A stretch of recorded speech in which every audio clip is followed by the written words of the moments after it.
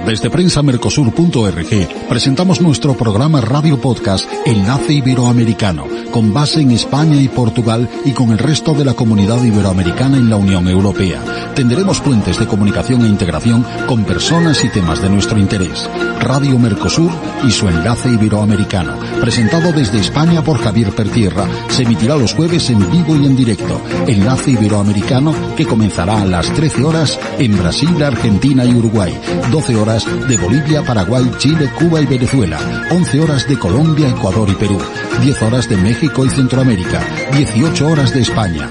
Escucha Enlace Iberoamericano en la radio y podcast Mercosur de www.prensamercosur.org. Hola, bienvenidos a Enlace Iberoamericano de Prensa Mercosur, Radio Mercosur. Hoy, este espacio donde las voces de nuestra gran familia hispana y lusófona iberoamericana, en definitiva, se entrelazan para mirar juntos al futuro, recordando nuestras historias comunes, nuestra raíz común y nuestras culturas que nos fraternalmente nos unen. Hoy abrimos, creo que estas puertas digitales, estas puertas de las ondas, estas puertas casi cuánticas de los podcasts a una conversación apasionante.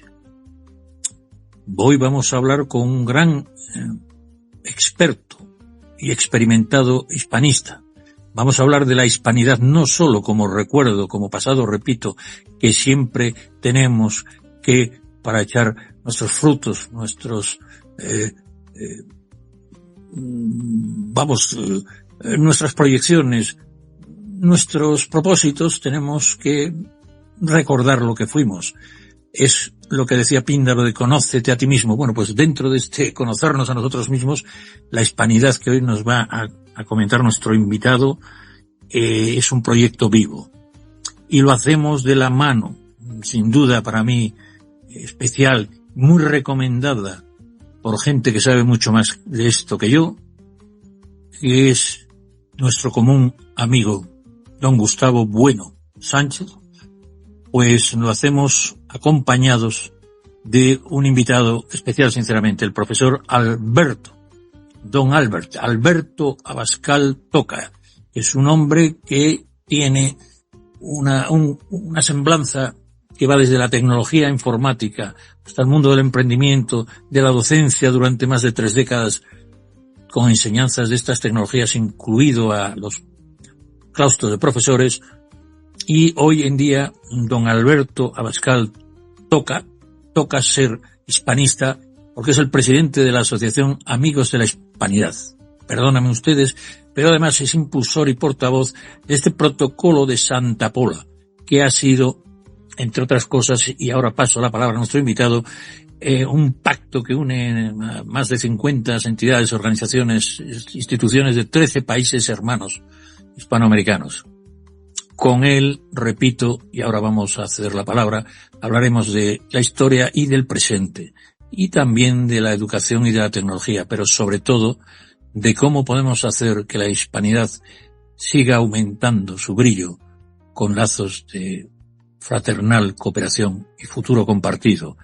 Querido don Alberto Abascal, creo que nuestra audiencia, y yo también, y nuestros corresponsales, creo que nos gustaría que nos explicaras, si eres tan amable, ¿qué significa para usted en lo personal y en ese ámbito vocacional la palabra hispanidad?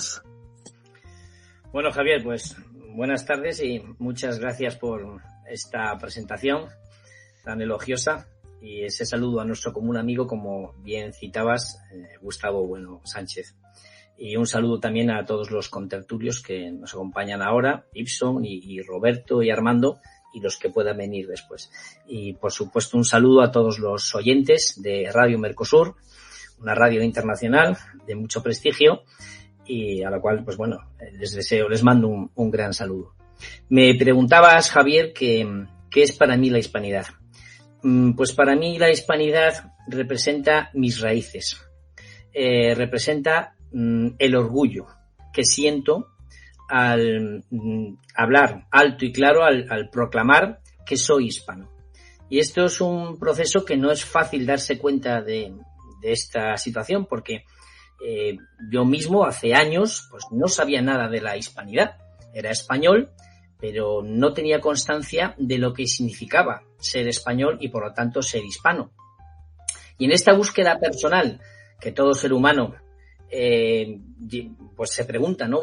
Alguna vez en su vida, trascender, ¿no? que tenemos que buscar, que anhelar, me llevaron a intentar buscar mis raíces, y cuanto más aprendía de la historia de España, inmediatamente se conectaba con la historia de las 21 naciones hermanas de Hispanoamérica. Y no nos olvidemos de Guinea Ecuatorial, que es la única nación con idioma español en África, ¿no? Oficial. Y las Filipinas, que aunque no hablen español, fueron durante muchos siglos españolas, y todos los territorios de Asia, del Pacífico. Pues te decía que me di cuenta de que teníamos un fondo común que no lo puede tener, o no puede estar orgulloso de ese fondo común ninguna otra nación en el mundo. Y me di cuenta de que no somos una nación, lo que somos es una civilización.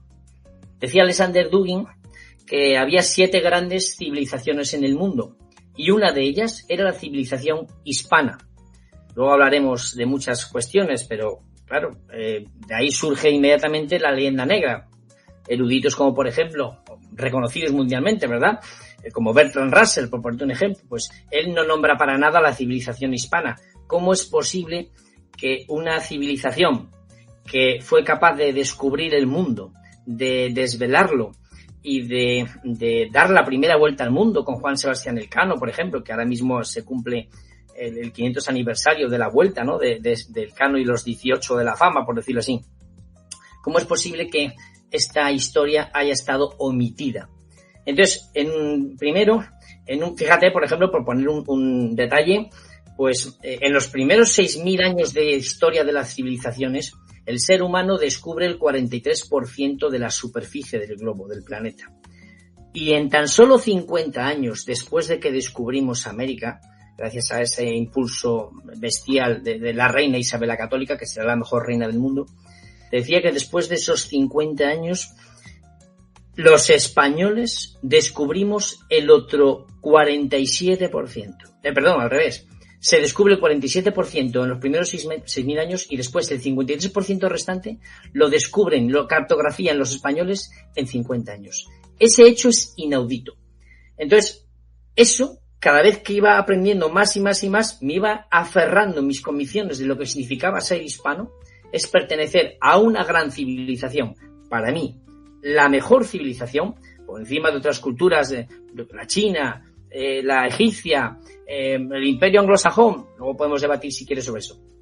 Y entonces, ese convencimiento de que pertenecemos a la mejor civilización del mundo, por un lado me llena de orgullo, y después me llena de indignación. Y la indignación es contra el resto de las naciones que siempre nos han tenido envidia, porque no se explica si no es de esa manera, y han creado la leyenda negra antiespañola, que luego, si quieres, pues podemos hablar un poco sobre ella. Y Javier, tú córtame cuando quieras, porque yo puedo empezar a hablar aquí con el micrófono. Sí, lo sé, que eres un gran, docente, y no sabes el orgullo y el privilegio, sinceramente, que es tenerte en nuestro radio podcast.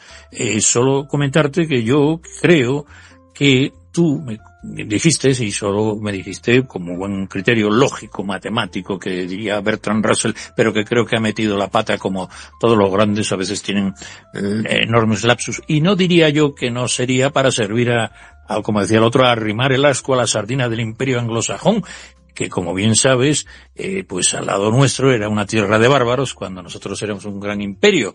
Pero también es cierto que tenemos algunas culpas. Y una de ellas que noto yo es que tú me comentaste que es imposible entender, y ahora pasamos al protocolo, pero quería aclarar esto con nuestra audiencia. Sudamérica no se puede entender sin Brasil, y Latinoamérica no se puede entender sin Brasil.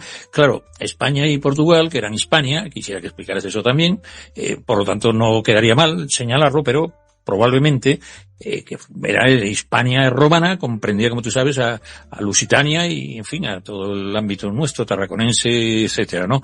Pero tú sabes más de historia que yo, pero decirte que al hablar de hispanidad podemos elegir esta vía, que el luso también era hispano, la siguiente, que es que estuvimos unidos casi 80 o 100 años, bueno, 80 y tantos o así, Portugal y España, y por lo tanto lo ibero, que llamamos ahora lo ibero. Pero, ¿hasta qué punto creo que debemos también desde la hispanidad abrazar al paniverismo, a la lusofonía y a este mundo portugués?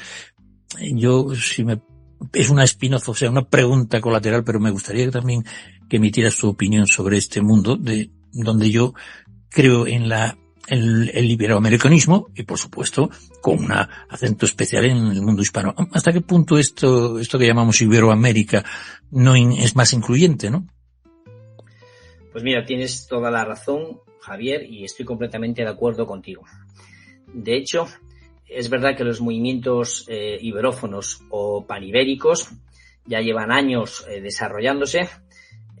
Pues, por ejemplo, hay personalidades como el doctor Friciano Álvaro Durantes Prados, que seguramente podemos hablar luego de él, un amigo común también de ambos, lo hemos hablado alguna vez.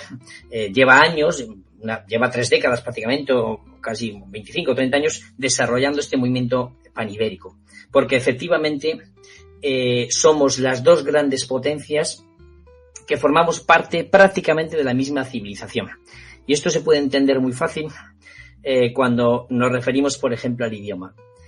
Fíjate, Javier, que el portugués y el español son las únicas 2 lenguas masivas, porque hay algunos dialectos de la China, de otras naciones pequeñitas, pero me refiero a grandes lenguas, ¿no?, que tengan potencia mundial.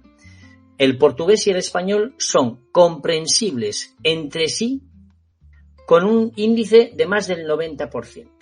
En este caso nos ganan nuestros amigos brasileños y portugueses y todos los países de África como Mozambique, Angola, en fin.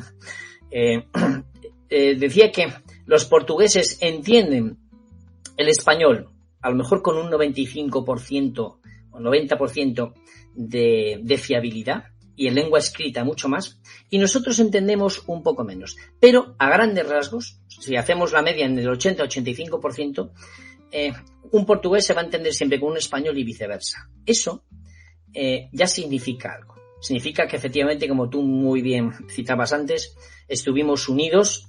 Empezó bajo el reinado, ¿no?, de Felipe II, y luego continuó unos años más, pues hasta que Portugal, pues decidió seguir su camino, seguramente por intrigas, por cuestiones monárquicas, de imperios. Bueno, eso se podría analizar más adelante, pero la historia es la que es, y hay que aceptar la realidad y atenerse a ella. Pero así todo, queda un trasfondo civilizatorio que es común. Esta unión del paniverismo, de los países que hablan español y portugués, nos daría una potencia actual como bloque geopolítico que tendría una relevancia increíble. Tú fíjate que hemos pasado ahora estamos ya en plena batalla en un mundo multipolar.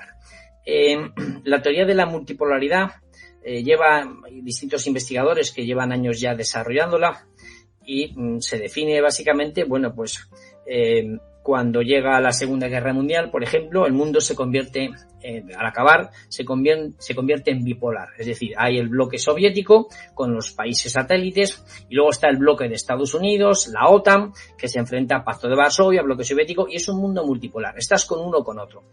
A partir de ahí, con la caída del año 89 de la Unión Soviética, se queda un mundo unipolar prácticamente, porque sabes que se disgrega todo el bloque de la Unión República Socialistas Soviéticas, queda un gran imperio todavía que es Rusia, que consiguen mantenerlo unido, y se queda como hegemón del mundo Estados Unidos. Pero ahora Estados Unidos está perdiendo el poder porque están surgiendo otras naciones con mucha potencia, como es por ejemplo China, o como es incluso la India. Que no nos olvidemos de que la India es el país más poblado del mundo actualmente, ya ha pasado a China. Entonces, en este mundo multipolar de grandes bloques estratégicos al que nos vamos a referir, o al que vamos encauzados, están esos bloques, por ejemplo, los BRICS. Los BRICS están Brasil, Rusia, India, en fin. Bueno, en ese mundo multipolar al que vamos, decía, La única forma de que sobrevivamos como civilización es si nos unimos, si somos capaces de conformar un bloque geopolítico que una a todas las naciones de habla hispana y a la mayoría o a todas las que quieran, Brasil, que sería el motor de la lusofonía, y nos unimos en un bloque geopolítico. Y ya para acabar damos unos datos para que la gente se dé cuenta de la importancia que tiene unir la hispanidad, y es lo que queremos hacer con el protocolo de Santa Pola, que luego hablaremos de ello si quieres, como me preguntabas antes. Actualmente el Producto Interior Bruto de todas las naciones de América, incluido Brasil, me refiero a la iberofonía, son entre el 13 y el 15%. Bueno, si estuviesen todas unidas, las interrelaciones, las sinergias que se producirían con esos mercados mezclados, y esta radio se llama Radio Mercosur, seguramente habréis entrevistado a personalidades que sabrán de economía infinitamente más que yo simplemente he leído lo que ellos estudian e investigan. Pues si ese bloque geopolítico de la iberofonía, del paniberismo se conformara, seríamos una potencia mundial que nos podríamos sentar a la mesa en la ONU, ante otras naciones, ante otros grupos hegemónicos y decirles, señores, aquí estamos nosotros y tenemos algo que decir. Y acabo con esto ya. Se da la circunstancia de que este bloque geopolítico que se podría conformar en toda América, España y los países de África, seríamos el único bloque geopolítico civilizatorio que no necesitaría ningún recurso natural de ninguna otra nación. Y eso no lo puede decir nadie. Estados Unidos no sería independiente, Rusia no sería independiente, ni China, ni India. Solamente el bloque geopolítico del paniberismo, de la iberofonía, tiene todos los recursos naturales necesarios para poder conformarse y ser independiente como una gran nación. Quizás nos falte algo de tecnología, pero eso se descubre o se avanza con un poco de inyección de dinero durante unos años a hacer un plan estratégico y se podría conseguir. Y aquí acabo esta intervención. Javier, tú te repito, córtame cuando quieras, ¿eh? Sí, no, claro, pero bueno, también tenemos otros corresponsales, pero sí, hablando de tecnología, y ahora vamos a entrar en ese asunto que planteaste con muy buen criterio del protocolo de Santa Pola, pero claro, tú eres un profesional de la informática que además abraza la robótica y en cualquier caso estás más autorizado que casi todos porque comprendes esa carencia científico-tecnológica.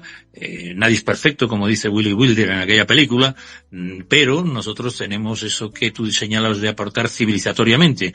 Entonces yo quisiera que habláramos de alguna manera de cómo se gestó o cómo nació esta idea del protocolo de Santa Pola que cristaliza, digamos, todo lo que tú habías acumulado en redes sociales históricamente y tal, siendo un hombre también técnico.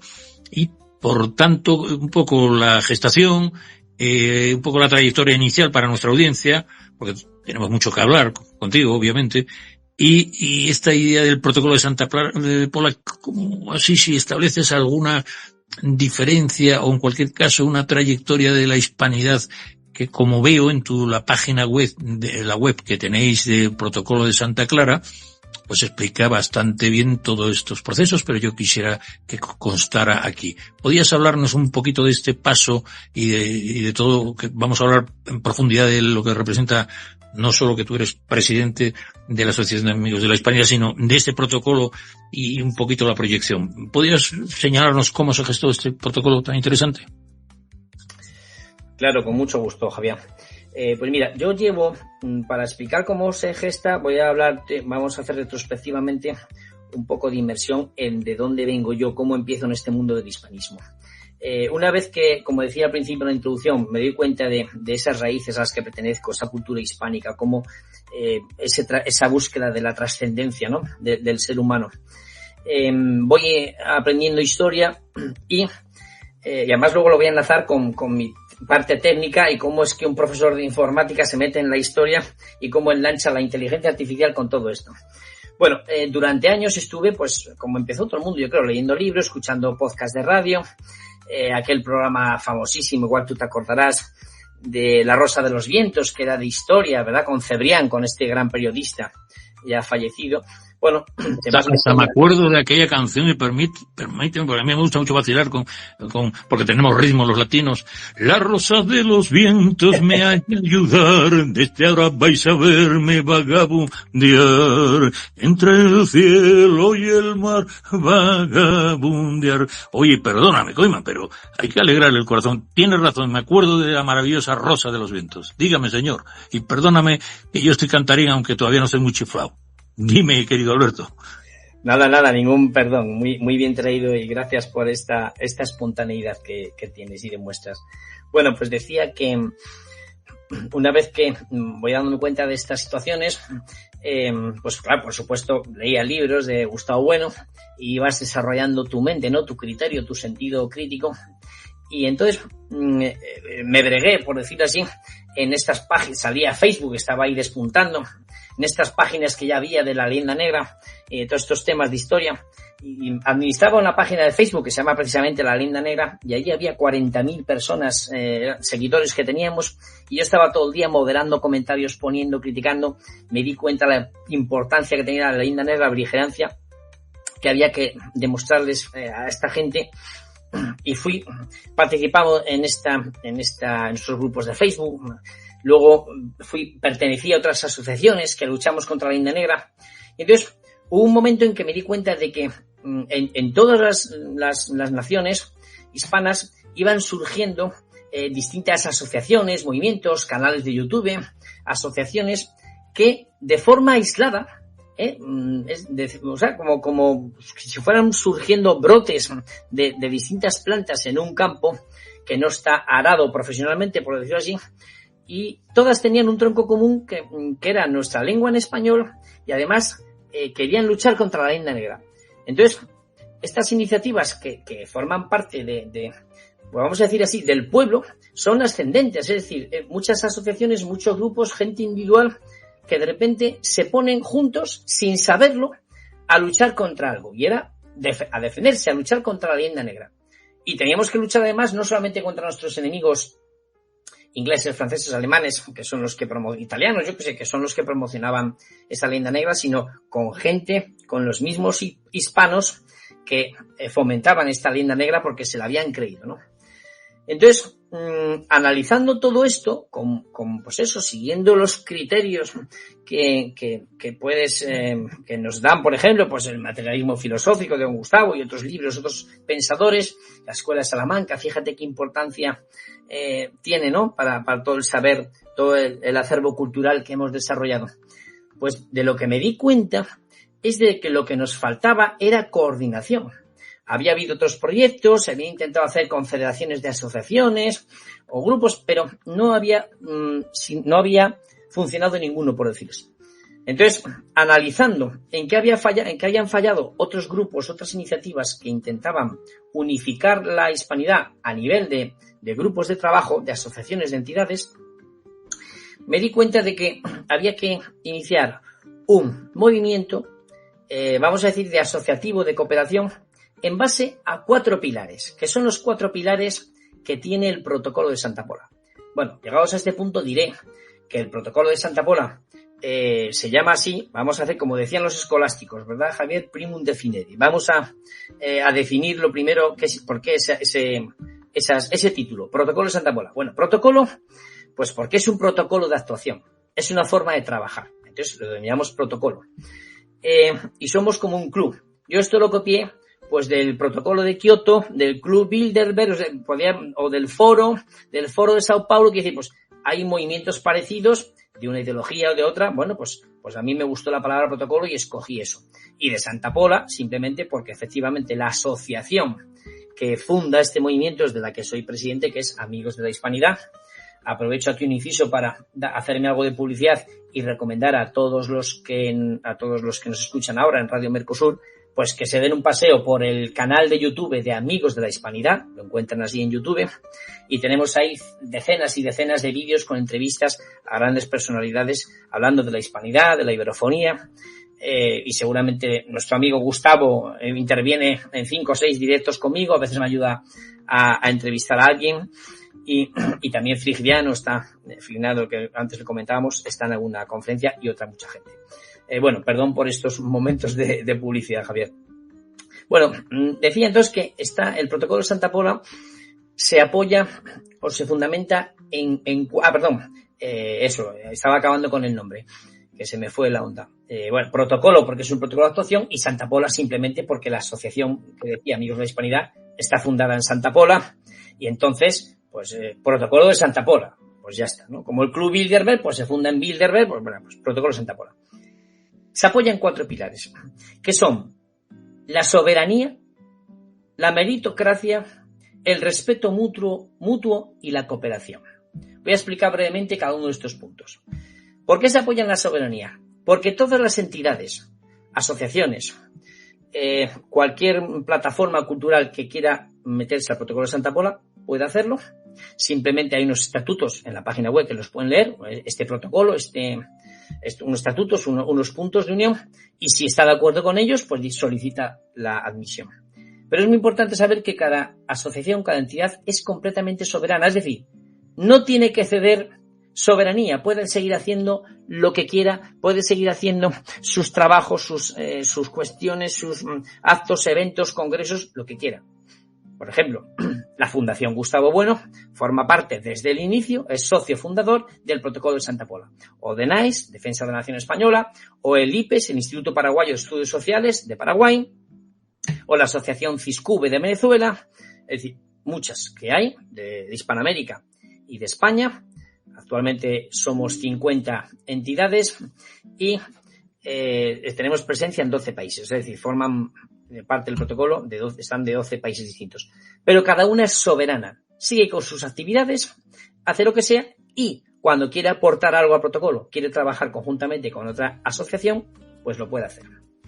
El segundo punto, la meritocracia. El protocolo de Santa Pola no es democrático. Esto hoy en día, tú lo dices en una charla, en una tertulia, en la radio como estamos ahora, o en la televisión, y esto es poco menos que un anatema. Viene la censura y poco menos que nos expulsan y dicen, oiga, ¿cómo que usted tiene un movimiento que no es democrático? No, no es democrático. Como bien decía Gustavo Bueno, volvemos a nuestro admirado maestro, pues decía Gustavo Bueno que la democracia es la tiranía de la mayoría sobre la minoría. Y él siempre ponía el ejemplo del autobús, que no lo voy a repetir ahora, pero sí que en la Fundación Gustavo Bueno tienen vídeos explicando estos términos de democracia y lo pueden seguir. Entonces, no hay democracia. Aquí no se vota. Aquí se apoya el que quiera. Entonces, se basa en la meritocracia. Es decir, nosotros funcionamos por grupos de trabajo, comisiones de trabajo. Hablamos de la comisión, tenemos por ejemplo una comisión, un grupo de trabajo que se llama Grupo Europa. Hay una serie de entidades, no todas, las que quieren aportar, que estamos trabajando en realizar y escribir, redactar un proyecto para vincular la hispanidad, la iberofonía a Europa, a la Unión, al gobierno de Europa, a la Unión Europea, y a decirles pues que queremos ciertos matices, queremos ciertas reglas, queremos ciertos compromisos que pensamos que se pueden mejorar con respecto a la relación de Europa con, Mercosur, toda la hispanidad en general. ¿Quién trabaja en ese proyecto? Pues trabaja de aquellas entidades que están en el protocolo de Santa Pola, la que quiere. ¿Quién lidera el proyecto? Pues el que tuvo la idea o el que más trabaja es el que lidera. Es decir, hay una meritocracia. No hay junta directiva, no hay presidente. Yo soy el portavoz y puedo ser, me han nombrado el portavoz, bueno, básicamente la idea fue mía, yo lo estoy impulsando y soy el impulsor. Pero en un momento dado yo me aparto y el que lidera un proyecto trabaja. Es decir, algo meritocrática. No se pierde la soberanía y hay meritocracia. El que trabaja y aporta manda, y además tiene capacidad de liderazgo y tiene los conocimientos para hacerlo, porque evidentemente si alguien no tiene las capacidades ni tiene ni tiene los conocimientos, no puede liderar ningún trabajo en el protocolo de Santa Pola, porque señores, aquí no hay dinero, aquí no hay sueldos, aquí se trabaja por amor al arte, por amor en este caso a la hispanidad, nunca mejor dicho. La tercera cuestión muy importante en la que se apoya el protocolo de Santa Pola, respeto mutuo entre las entidades. No se respetan las ideas y opiniones. Ojo, las opiniones no hay por qué respetarlas. Lo que tenemos que respetar es a la persona En este caso son siempre presidentes o miembros de la junta directiva de cada asociación. Una cosa que no he dicho es que no pueden entrar personas particulares, es solamente de entidades. Porque para personas particulares, bueno, nos apoyan, evidentemente, Marcelo Gullo a firmar el protocolo de Santa Pola, o Carlos Riáñez, o muchas otras personas a título particular, pero solo entran entidades, porque para formar parte de una asociación, pues ya están otras asociaciones y fundaciones y puedes formar parte de ellas. Aquí, esto es un conglomerado de las asociaciones. Entonces, este respeto mutuo, alguien puede dar una idea, tú no estás de acuerdo, las opiniones no son respetables, pero sí las personas. Es decir, podemos dialécticamente enfrentarnos, yo no estoy de acuerdo, y argumentar. Una opinión sin argumentación no consideramos que no tiene ningún sentido, porque estarás de acuerdo conmigo, Javier, en que los españoles opinamos y opinamos y opinamos, y muchas veces pones la tele y hay expertos de todo, que por la mañana es experto en cambio climático y por la tarde es experto en violencia ciudadana o de género, y por la noche va a otro programa y es experto en energías renovables y trenes de alta velocidad. Entonces, vamos, estamos llenos de expertos que en realidad no son expertos de nada. Y esto es común, yo creo, a todos los países de Hispanoamérica. Entonces, respeto máximo entre instituciones. Cualquier miembro de una entidad que esté en el protocolo de Santa Pola, en nuestros grupos de trabajo, en los chats en los que tenemos, el único motivo de expulsión es si hay faltas de respeto. Un insulto, lo típico que hay en los grupos muchas veces de usted no ha leído, usted que sabrá, usted es un incompetente, usted es un inculto, automáticamente queda limitado. Aquí hay respeto máximo. Y en base a ese respeto, somos capaces de conformar el protocolo de Santa Pola. Fíjate lo que te voy a decir ahora, Javier. Hay carlistas, hay, voy a exagerar, hay franquistas, hay republicanos, hay católicos, hay ateos, hay liberales, hay filomarxistas. Hemos conseguido un grupo en el que hay gente, por decirlo vulgarmente, que se me entienda como al más puro estilo de Camilo José Cela, hay gente de todo pelaje. Pero es que eso es lo necesario. Porque la hispanidad... Claro, la hispanidad ideológicamente es mestizaje y también biológicamente y casi de todo, culturalmente, gastronómicamente. ¿Qué razón tienes del mestizaje? Y perdóname que meta baza, pero es que creo que yo quisiera relanzar dos ideas un poco, digamos, rompedoras tuyas. Una, sí señores, ni el fundamentalismo democrático, como todos los fundamentalismos, puede ser incluso... peligroso ya desde los griegos, y corrígeme, hablaban de democracia y también de la parte mala de la democracia, que era la demagogia, al igual que la aristocracia, que tenía la parte mala, que era la oligarquía, y al igual que decía que la monarquía, que en aquel entonces y en otros motivos y hoy en día con monarquías parlamentarias, tiene la parte de la tiranía. Por lo tanto, este señor se atreve a decir a estos demócratas fundamentalistas en sumo grado que la gran raíz de la democracia es que la mayoría se equivoca o cree que se equivocó y por eso cambia el signo de su voto en otras elecciones. Luego usted dice una gran verdad. No son estos señores del protocolo de Santa Pola ni fundamentalistas de la democracia. Y corríjame, perdóname que digamos cortado en la conversación. Ustedes además creen que ese respeto se basa en el mestizaje ideológico. Claro, es que también eso es muy democrático. Repito, en el fondo, usted está legitimando con una lógica aplastante, que es que la mayoría cambia de opinión y debemos permitirle que se transforme esa mayoría que votó en minoría. Por lo tanto, usted es así, ustedes no son fundamentalistas democráticos. Y corríjame, que quisiera puntualizar esto, porque me parece muy importante para nuestra, digamos, audiencia iberoamericana. Y lo segundo, que ya está bien de no usar la lógica, porque la lógica tiene, como el ajedrez, sus reglas. Y usted lo acaba de decir, no cualquier señor puede opinar sin argumentar, porque una persona no informada, bueno, su opinión es vacua y tienes derecho a corregir esa opinión, aunque luego le invites a una comida. Y por último, ustedes señalan que dentro de estos 4 principios de soberanía, meritocracia, respeto mutuo, en este respeto mutuo está ese mestizaje ideológico que nos enriquece. ¿Vamos hasta ahí bien? Creo que da el de colaboración, ¿no? Lo has resumido perfectamente, Javier. Nada, perfecto, muchas gracias.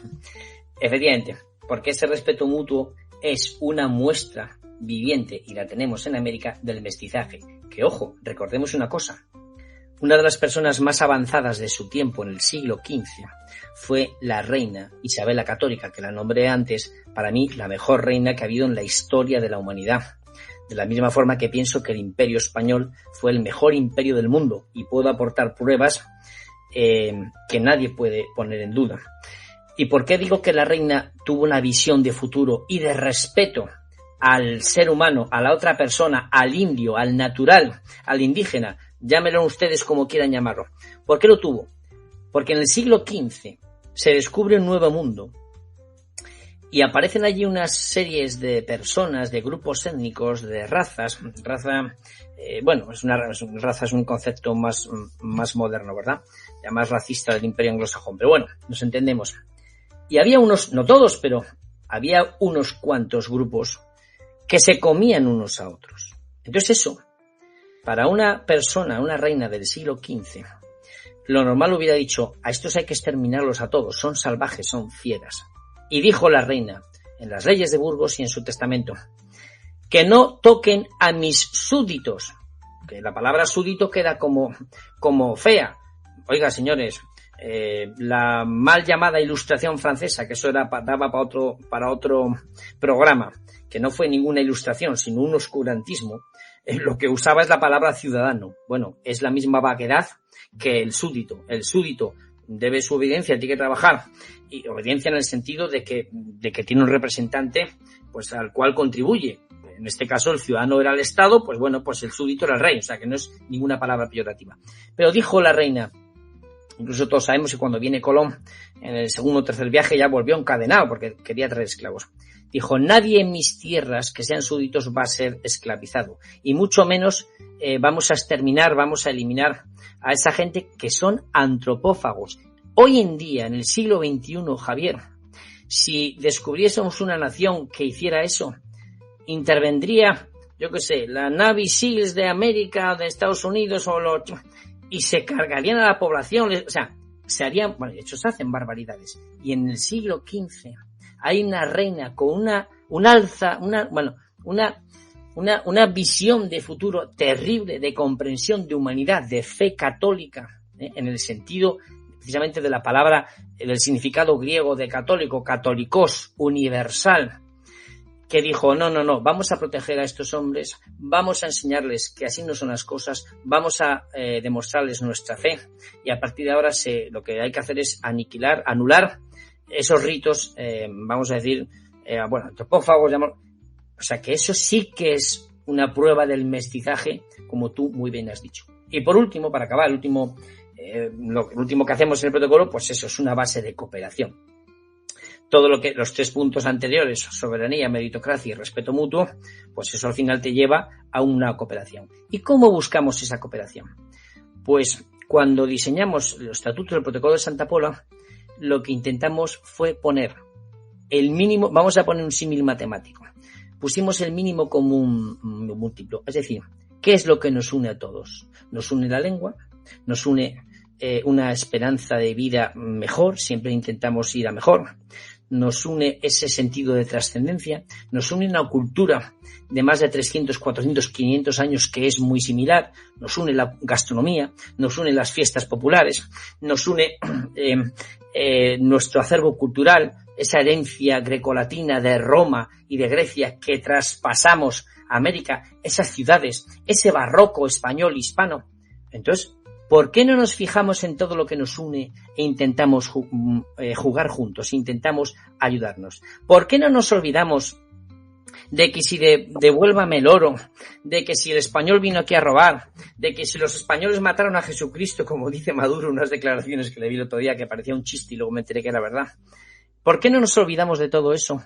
Buscamos lo que nos une, nuestro transformo común, y nos apoyamos en eso para buscar un futuro común juntos. Desde el momento en que sabemos que podemos trabajar unidos y que nos va a ir mucho mejor que si estamos separados. Pues eso básicamente es lo que intenta el protocolo de Santa Pola. Trabajar juntos para buscar todas las naciones hispanas, iberófanas, el paniberismo, un mejor mundo en el que podamos vivir. Pues y además aportar a esa enorme fuerza civilizatoria del mundo que tú señalas, más probablemente con categorías más solidarias en cierto sentido de las que nos demostró que, como diría Gustavo Bueno, no fue, aunque muchos quieran señalarlos, una civilización depredadora, al contrario, de mestizaje, y Ciudad de México, llamada ahora así, probablemente era mucho más ciudad que cualquiera de las que había en este reino, que también era el Reino de España, que también había el Virreinato de Nápoles, etcétera. Y las Cortes de Cádiz respaldaron todo esto cuando hablaba de los españoles de la una y la otra orilla. Pero en cualquier caso, yo voy a hacer la palabra diciendo que, claro, lo que nos viene a decir nuestro invitado, don Alberto Abascal, es, profesor Alberto, que coescribiremos de nuevo la historia con gente como usted, que el futuro sí será hispano o iberoamericano o panhispano, como usted lo quiera, porque se nos olvidó una cosa y ya paso la palabra a Roma Moreira, nuestra embajadora de la palabra, que lo fue, que es de Guayaquil, pero que lo fue en Madrid. Se nos olvidaba un pincelazo, creo yo, que estos atrasos que tenemos, que también debemos de hacer autocrítica, ¿no? Porque si no, no progresamos juntos como debíamos. Corregirnos fraternalmente como lo hacen las familias, porque incluso hay un viejo adagio, un viejo refrán que dice: quien bien te quiere te hará llorar. No es exactamente así, pero sí te llama la atención, porque tiene la confianza y te desea lo mejor. Estos atrasos, que yo creo que son fundamentalmente de mecanismos científicos, tecnológicos, de libertad de expresión, que llamémosle, ¿no crees que podemos retomar ese asunto como una autocrítica y con algún otro sistema más, llamémosle, de mercado? Tenemos ahí unos lapsus que también debemos de criticarnos, que nos hicieron perder la comba, y eso que nos ayudaron muchísimo.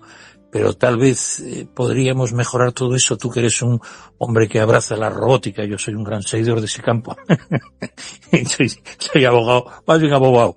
En cualquier caso, tú que eres un hombre de informática y robótica y demás, ¿no crees que debemos también de hacer alguna autocrítica de estos temas, de estas carencias culturales?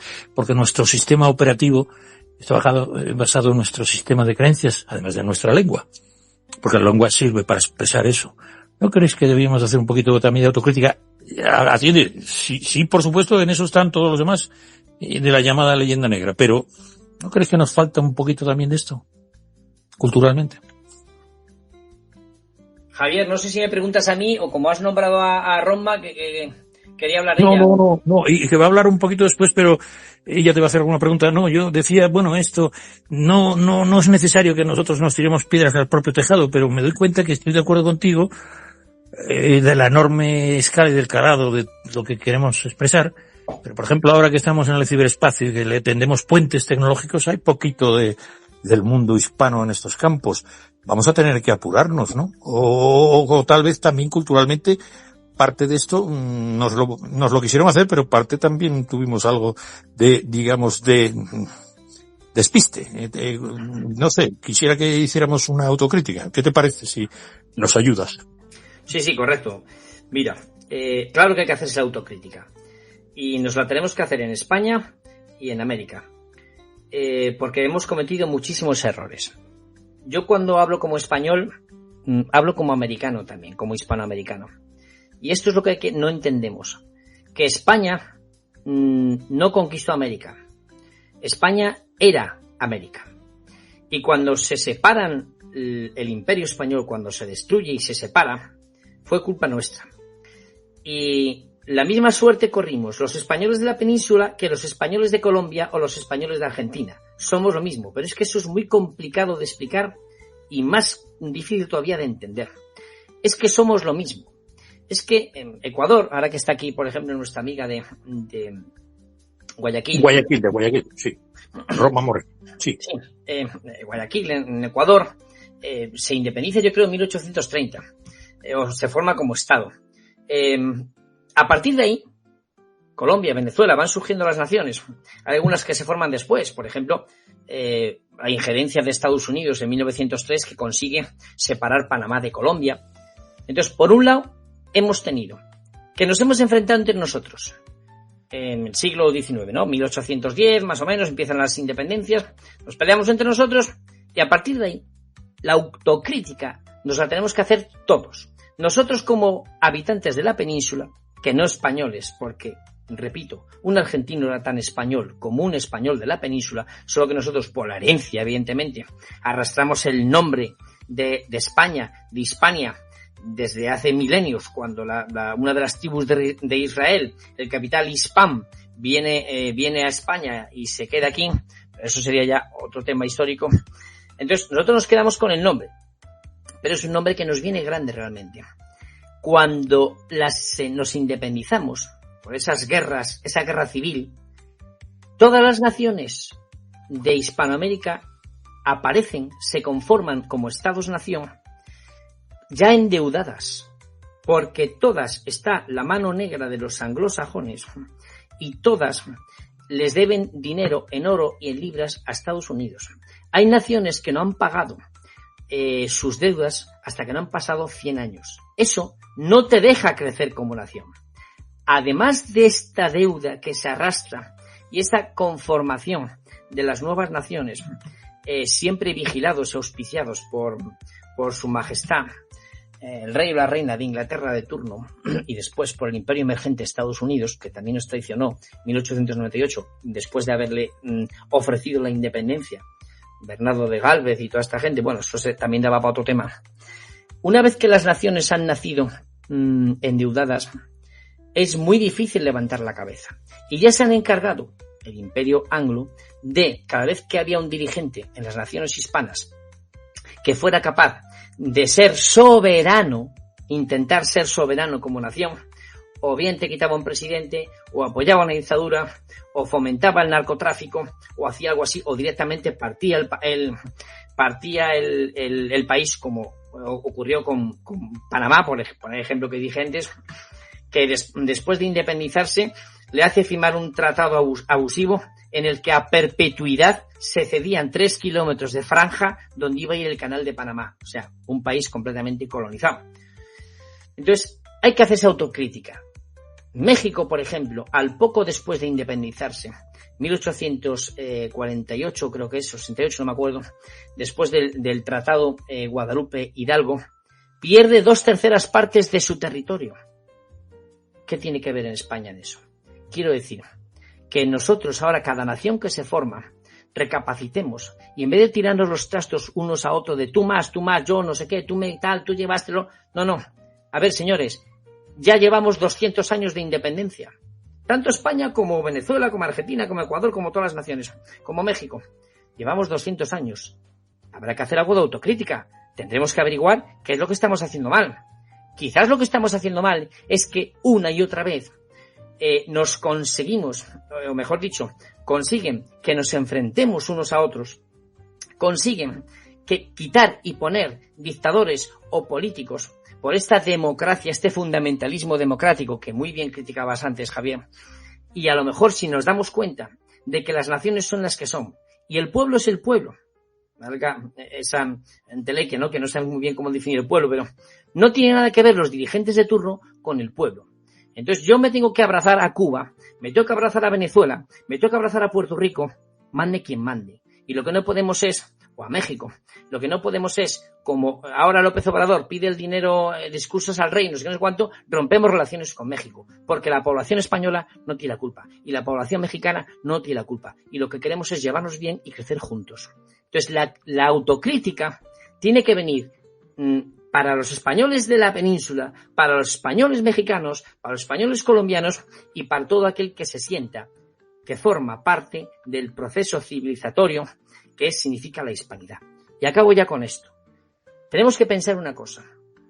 La modernidad alternativa que significaba la modernidad católica hispana perdió la batalla cultural y nos han vendido y nos han obligado a asumir una modernidad liberal, capitalista,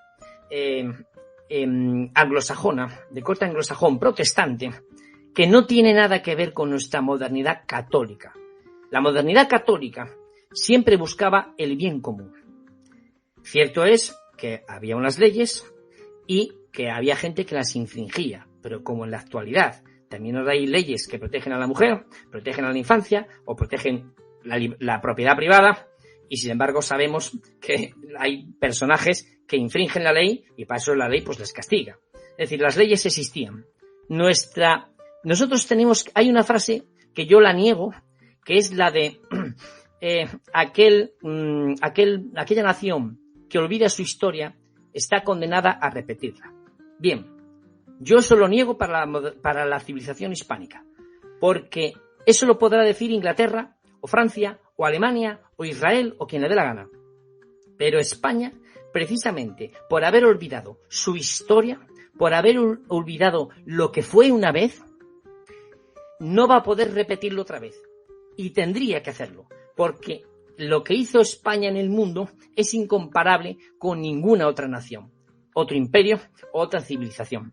Entonces nosotros sí que tendríamos que recordar cómo éramos, sí que tendríamos que recordar cuál era esa modernidad que existía en su momento, porque también niego el concepto de modernidad, puesto que la modernidad no existe. ¿Qué modernidad? La modernidad es lo que se vive en el presente.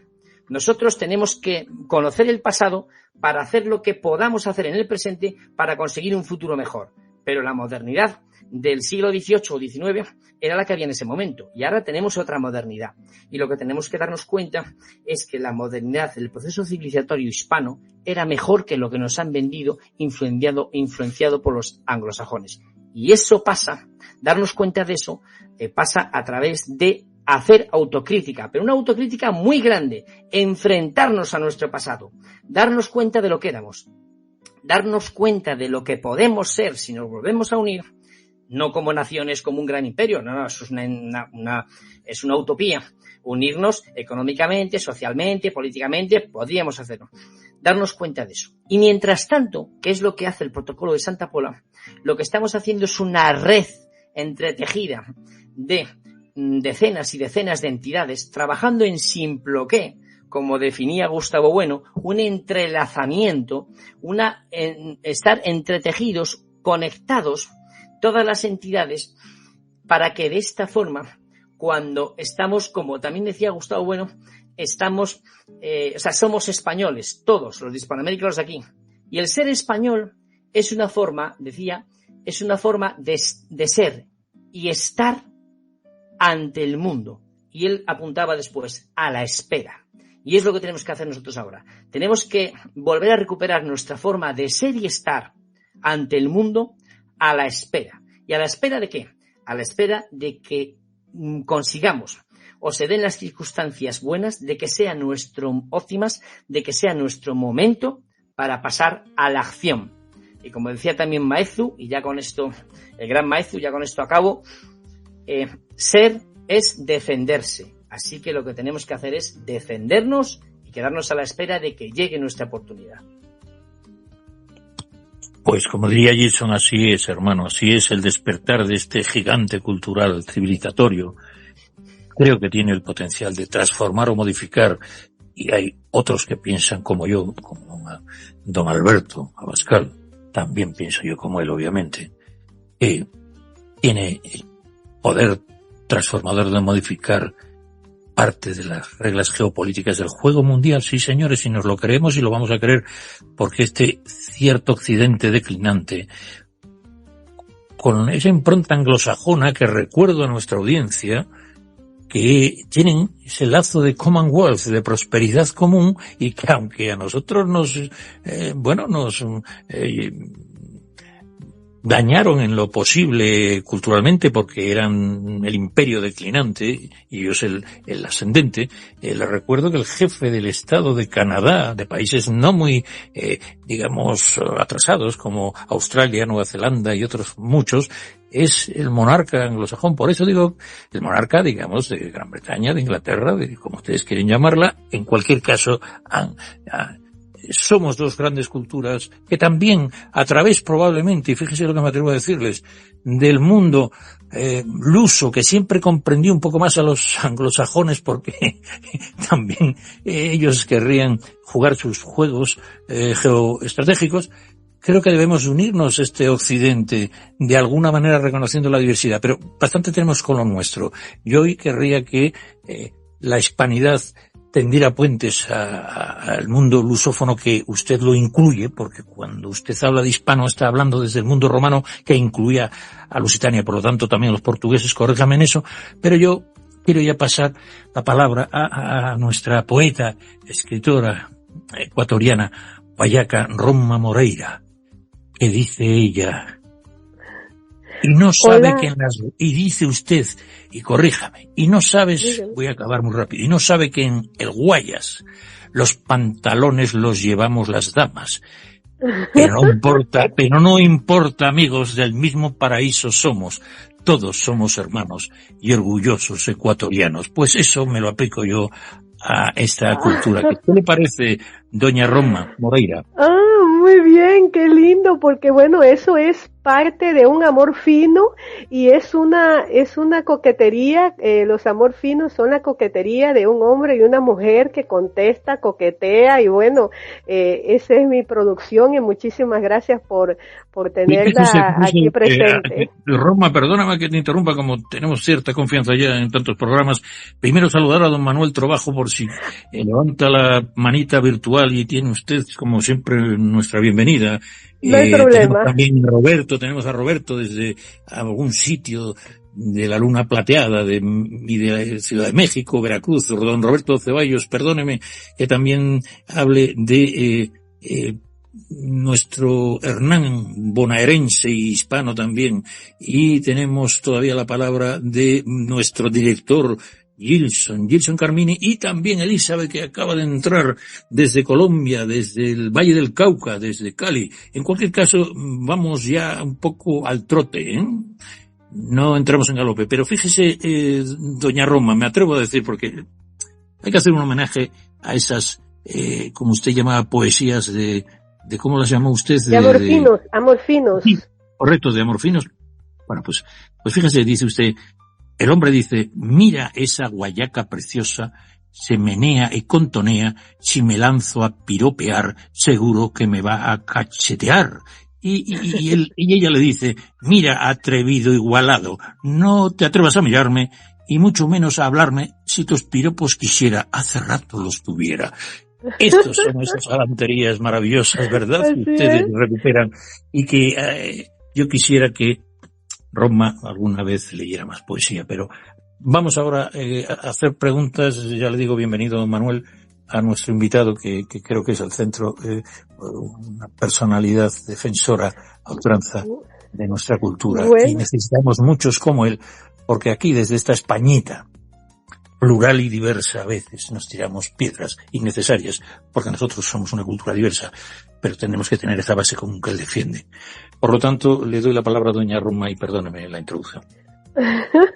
Bueno, muchísimas gracias. Como dijo Javier, Roma Moreira, desde Guayaquil, Ecuador, la perla del Pacífico. Acá son las 11:57 de la mañana, así que bueno, bienvenido al profesor Alberto Abascal. Y antes de hacerle mi pregunta, quiero decirle que me encantan esos códigos de protocolo, de hispanidad, de diversidad, y que los puedan manejar en armonía. Felicitaciones. Y además veo que tienen como bandera el respeto, y esa es mi bandera también. Creo enfáticamente que en todo estado de forma de convivencia, antes que el amor es el respeto. Creo que nadie puede amarme si antes no me respeta. Así que esa es mi bandera también, y yo lo felicito. Me encanta su filosofía, ese ímpetu por la humanidad. Así que, mi querido Alberto, bienvenido y muchísimas gracias por estar aquí.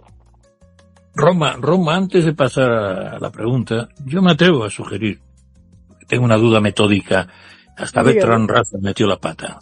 ¿Y cuando te faltan al respeto, qué hay que hacer? ¿Y cuando te faltan al respeto y tú dices en tu poesía, Sí. cuando te faltan al respeto, pues dices tú que, aunque los pantalones también los lleváis las damas, pues le dices que igual le tienes que dar un cachete. ¿Y cuando te faltan al respeto, qué hacemos? Y ahora te la pregunto. Lo golpeamos. Bueno, con el látigo de nuestra indiferencia. Así es. Bueno, mi querido profesor Alberto Abascal, usted ha hablado de amistad y de solidaridad, entre otras cosas. ¿Cree que son valores que hoy faltan en el discurso público? Esa es mi pregunta, mi querido Alberto. Pues muchas gracias, la responderé con mucho gusto y gracias por los elogios que me has transmitido. Sí, nada. Claro que falta en el discurso público y es debido a una cuestión. Desde hace bastantes años, la hispanidad, los españoles de entrambos hemisferios, como se decía antiguamente, nos estamos protestantizando. Y voy a matizar y explicar esto. Los yanquis, los anglosajones, lo único que les interesa es el bien común, pero tomándolo como propio por interés personal. Voy a explicar este concepto, que no es el mismo bien común que tenemos los católicos, los hispanos. Porque cuando hablo de católicos me refiero a culturalmente. Ya he explicado antes que dentro del protocolo de Santa Bola están ateos y practicantes y gente que cree en Dios, ¿no? Por decirlo así, en nuestra fe. Pero incluso los ateos, como hemos hablado varias veces, ya haciendo referencia a nuestro gran amigo común que tenemos Javier y yo, que es Gustavo Bueno, estos ateos son católicos culturalmente, y esto es muy importante. El bien común al que se refiere el protestantismo es: voy a ayudar al otro, pero porque sé que me beneficia a mí, porque en el futuro voy a poder recibir algo a cambio. No, señores. Esa es la modernidad que decía antes.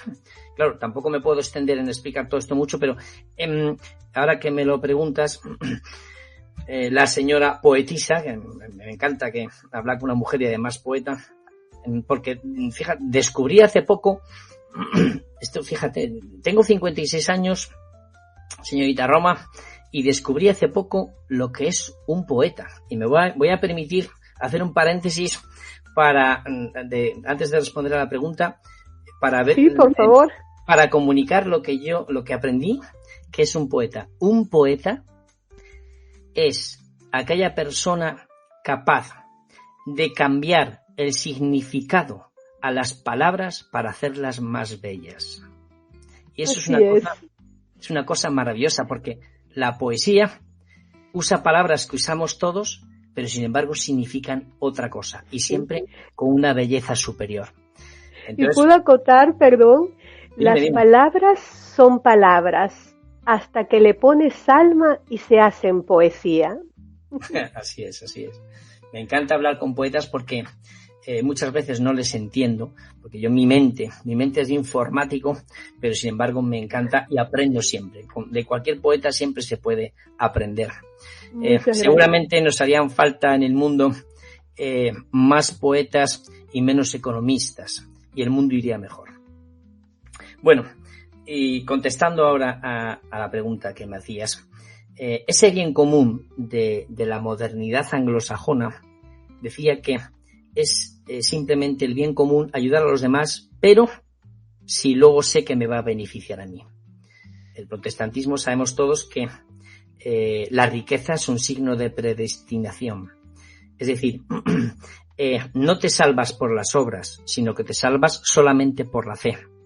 Entonces, yo puedo hacer lo que me dé la gana, que luego me arrepiento, tengo fe y ya voy al paraíso. No, señores, en el catolicismo no es así. La modernidad alternativa católica era: cuidado con lo que haces, porque si te portas mal, por mucha fe que tengas y por mucho que te arrepientas y por mucho que vayas a misa y te confieses, vas al infierno. Y eso se traduce en lenguaje popular, en un refrán muy hispano, muy lusófono. Seguro que en Portugal y en Brasil también se usa este refrán, con sus palabras evidentemente, y es este: de las palabras no tengo queja. Es decir, dime lo que quieras, pero luego actúa en consecuencia. Y esa es la diferencia entre la modernidad anglosajona que nos impusieron, además a sangre y fuego, y la modernidad del bien común, que es la católica. Cuando un católico, cuando un hispano, cuando un brasileño hace algo bien por los demás, no busca la repercusión inmediata, ni posterior, ni futuro.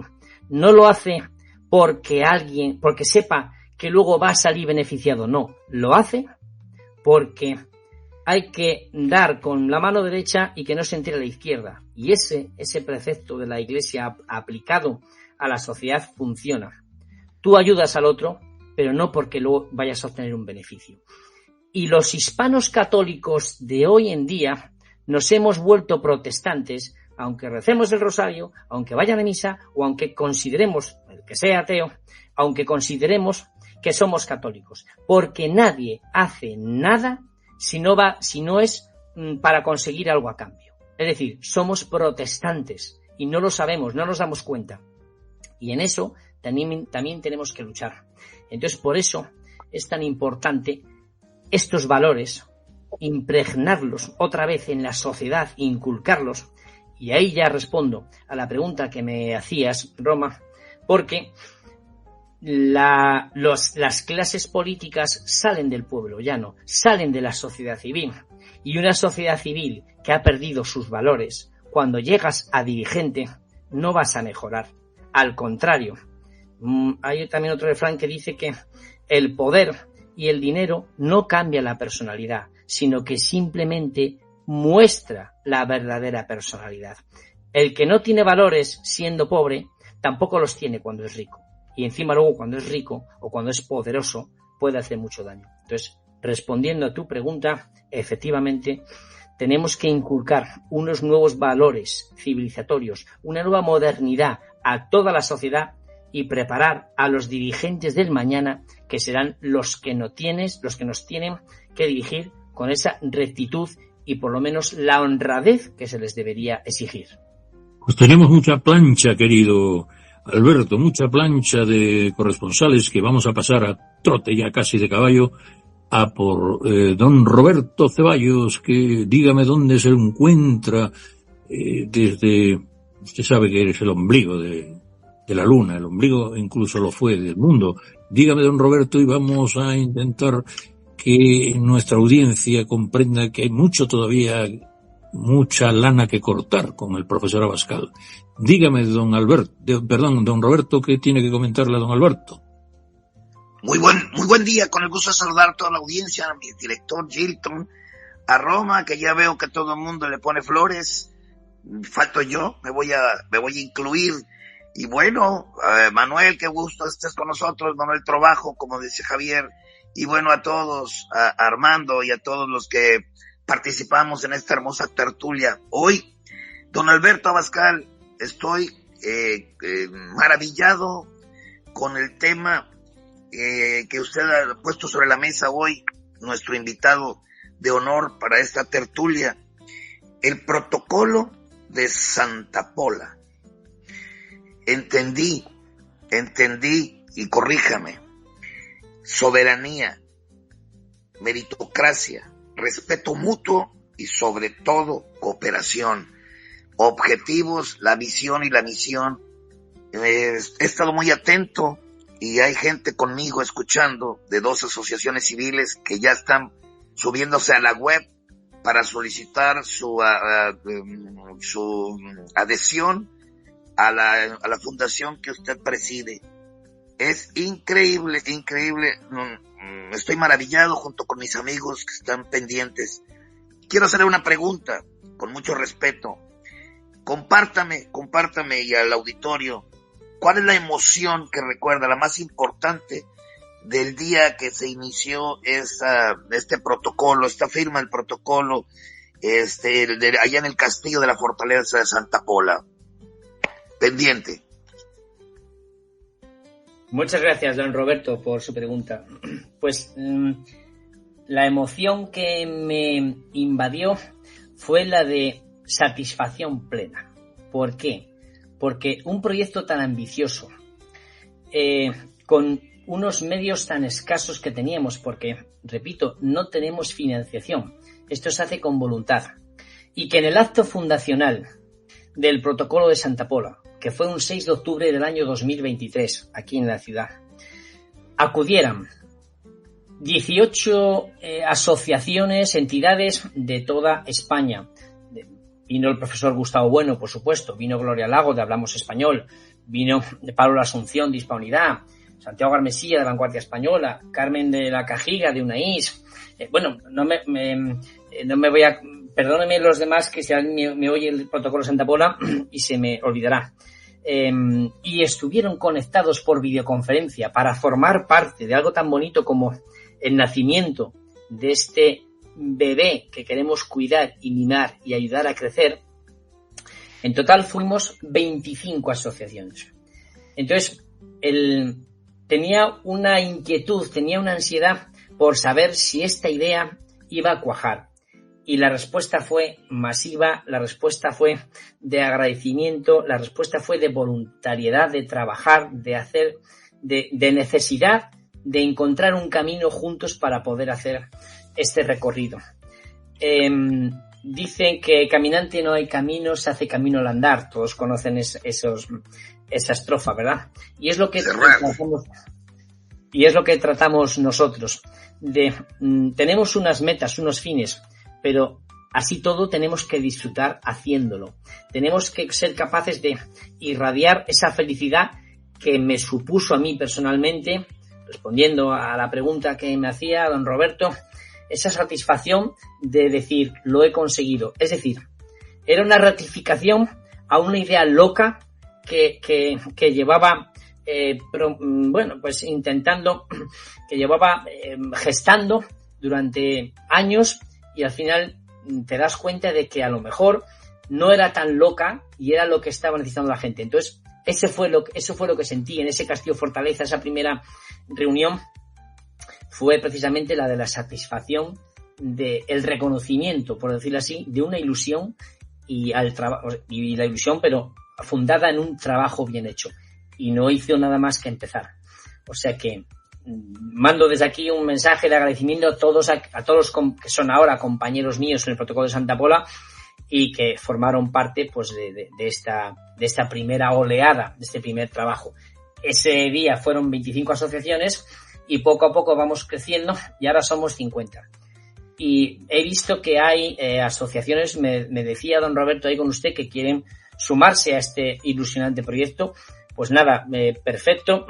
Pueden mandar un correo a comunicación@protocolodesantapola.es y si no entran en la página Protocolo de Santa Pola, ahí está el correo, ya se ponen en contacto conmigo, y si no a través también del correo que aparece en la página web de amigosdelahispanidad.es, ahí está también mi correo y ahí está mi número de WhatsApp, incluso puesto en la página.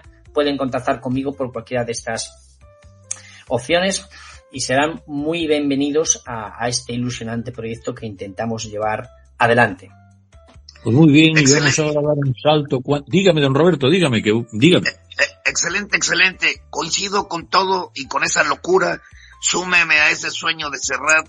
Yo soy caminante también. Y qué bueno que borremos esta historia negra de esa mal contada historia que opaca. Desde la Villa Rica de la verdadera cruz, tierra hermana de nuestra madre patria, un fuerte abrazo para todo el auditorio.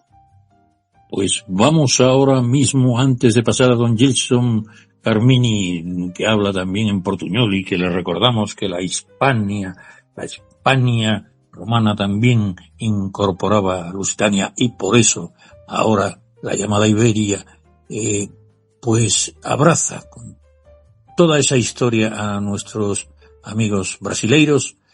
Por tradición y cultura, Gilson, primero las damas desde Colombia, el país de la belleza, desde Cali, la capital de la salsa, desde el valle precioso de Cali.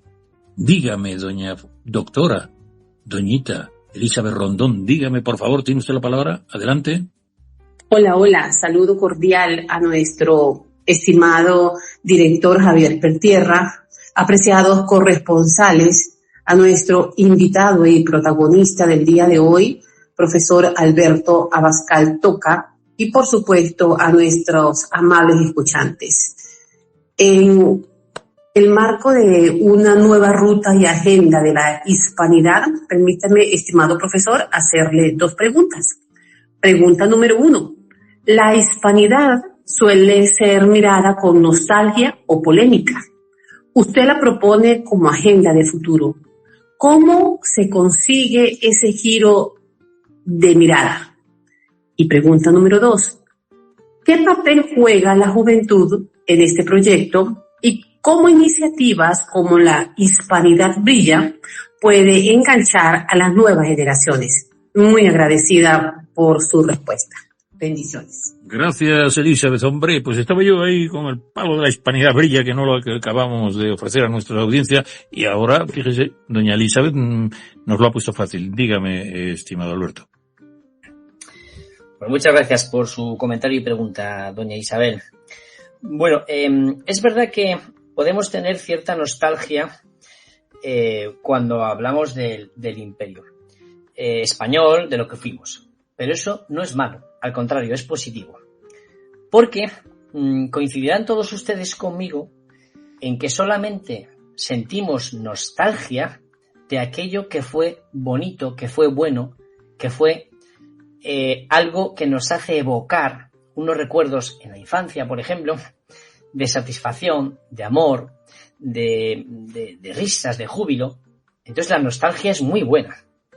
Precisamente la nostalgia nos da la fuerza necesaria para luchar por algo en lo que creemos, como es la hispanidad, la unión de los pueblos y culturas que conformamos un día gracias a ese mestizaje que comentábamos antes, comenzado por la reina Isabel la Católica. Esa nostalgia nos da la fuerza para luchar. Entonces, no es un sentimiento negativo, para nada, es algo muy positivo. Porque al tener nostalgia nos va a hacer querer conseguir unas nuevas metas. Esas metas que anhelamos, que recordamos de algo pasado, que no vivimos, pero sí que sabemos que se produjo. Porque nuestros abuelos y tatarabuelos eran felices en el Imperio Español. Es verdad que hay mucha polémica con esto que estoy explicando ahora, porque hay mucha gente que se ha tragado hasta dentro la leyenda negra. Pero eso es también un sentimiento de inferioridad, provocado por un sentimiento de inferioridad. Es también un sentimiento o demuestra una cierta ignorancia y demuestra algo que antes comentaba muy acertadamente nuestro querido amigo Javier, y es la falta de esa autocrítica que tenemos que hacernos. Tenemos que enfrentarnos a nuestros valores, a nuestras acciones, y tenemos que enfrentarnos a nuestro pasado. Yo no tengo por qué pedir perdón absolutamente a nadie de algo que hicieron mis antepasados hace 500 años. Ni un mexicano me tiene a mí que pedir perdón a nadie, ni yo a un colombiano, ni un colombiano a mí, ni... No, dejémonos de pedirnos perdón y seamos realistas y viviendo en el presente y anhelando un futuro que puede ser mejor por descubrir. Entonces vamos a ser eficientes y vamos a ser directos y vamos a ser realistas y saber que podemos conformar un futuro juntos entre todos. Y ahí engancho esto de la nostalgia, la importancia que tiene saber lo que significa y darnos cuenta de lo que fuimos, porque todo esto se basa al final para evitar o para contrarrestar esa polémica. Tenemos que luchar contra la leyenda negra y es todas las mentiras que nos han contado y darnos cuenta de que da igual lo mal que lo hicieron unos y otros, los próceres de la independencia, los españoles que no supieron qué hacer, los dirigentes, me refiero, de la península, las naciones que emergieron, da igual quién tuvo la culpa. Señores, dejemos de echarnos la culpa de una maldita vez, que no vamos a conseguir nada. Así no se gana el partido. El partido se gana codo con codo. Hacemos un símil futbolístico, que le gusta mucho a mi amigo argentino Marcelo Gullo. Cuando te meten 3 goles y empiezas a echarte la culpa, fuiste tú, no, que la tiraste más, el partido se pierde. Pero si te han metido 3 goles por los errores que sea del equipo entero, Mire, señores, nos lo han metido al equipo entero.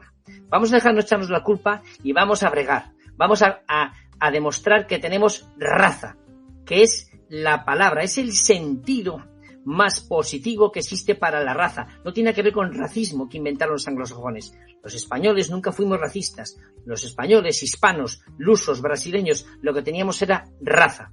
¿Cometimos errores? Sí, vamos a olvidarnos de ellos. Los conocemos, los controlamos, pero vamos a sacar esa raza hispana, lusófona, iberófana que tenemos y vamos a demostrar al mundo que podemos volver a ser, si no lo que fuimos, algo muy parecido. Y eso forma un papel muy importante en la juventud, porque nosotros, todos los que nos movemos en estos ambientes de hispanidad, de leyenda negra, el más joven soy yo, por decirlo claramente. Bueno, no es así, pero es para gastar una pequeña broma si alguien me está escuchando de mis amigos.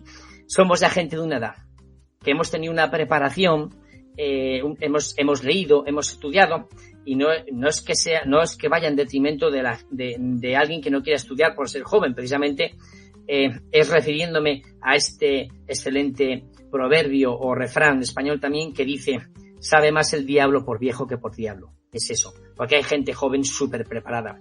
Entonces necesitamos que haya un relevo, necesitamos transmitir a nuestras juventudes la herencia cultural. Porque les voy a decir una cosa y que quede muy claro esto, y lo voy a repetir 2 veces, porque en la repetición está la base del aprendizaje. Otra cuestión que podríamos hablar otro día de la educación, que ahora parece que aprender cosas de memoria es algo del pasado, y es precisamente lo que quieren, que seamos unos auténticos desmemoriados. Pero eso pasa en la España peninsular, y pasa en la España colombiana, y en la España mexicana, y en todas las Españas. Fíjense ustedes de este detalle. No hay proceso civilizatorio sin transferencia de conocimiento, que quede grabado a sangre y fuego en las nuevas juventudes. Si no no hay ninguna civilización en el mundo que, si no han sido capaces de transferir su conocimiento, su acervo cultural, se haya mantenido. Se han extinguido. Todas las civilizaciones que han durado poco tiempo ha sido porque no han sido capaces, en la gran mayoría, no se puede generalizar, pero no han sido capaces de transmitir su conocimiento. Y lo que tenemos que darnos cuenta es, una vez que tenemos el conocimiento, que las bases documentales, científicas, históricas están ahí, tenemos que demostrar, tenemos que hacer ver a la juventud que ese conocimiento tienen que utilizarlo. Se lo tenemos que transferir a las nuevas generaciones bien entendido, para formar una base de jóvenes, de líderes que serán en el futuro, dirigentes, trabajadores, empresarios, médicos, politólogos, lo que quieran ser, abogados, científicos, con ese acervo cultural que les podemos transmitir. Pero no tecnológico, porque eso lo van a aprender las universidades, sino el acervo cultural que me refiero es a inculcarles esos valores que una vez nos hicieron grandes en el mundo. Y ahí, por ejemplo, es donde entra este concurso de la Hispanidad Brilla, que, por cierto, fue una idea de mi gran amiga Gloria Lago, la presidenta de Hablamos Español, una asociación aquí de España que lucha, entre otras cosas, por defender el español en toda España. Porque aunque ustedes no se lo crean, me están ahora hablando desde Ecuador, desde Colombia, desde México, me están escuchando, pues resulta que en España hay comunidades, hay provincias, hay zonas geográficas donde el español es prácticamente perseguido. Esto podría ser un esperpento, a lo más estilo de Valle Inclán, pero es así.